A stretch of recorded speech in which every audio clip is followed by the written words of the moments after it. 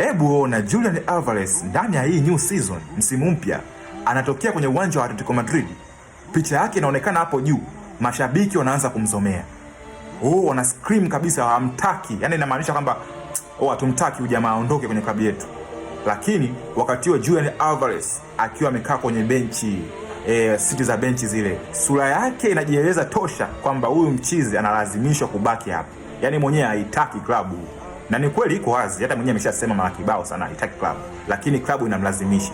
Lakini ukiangalia kiundani, Julian Alvarez na Atletico Madrid hawana cha kupoteza. Julian Alvarez, wewe una cha kupoteza kwa sababu gani? Una mkataba wa miaka 4 na Atletico Madrid mpaka 2030. Na kingine ni kwamba Atletico Madrid hawezi kukuuza Barcelona kwa sababu, ndugu yangu, ukienda pale utashaini katika top 10 ya striker tishio duniani, wewe ni mmoja wapo. Ukiangalia Barcelona kwa sasa hivi kote wamekamilika, kuanzia kipa mbele, midfielder, kasotu mbele kule, striker ndo hawana. Yaani wanakosa wewe tu, na wanakukosa pale Benelio pale mbele.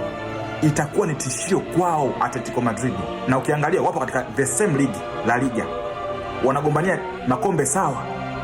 La Liga, Copa del Rey, na wenyewe wanataka vile vile, au tumefanikiwa na ataka.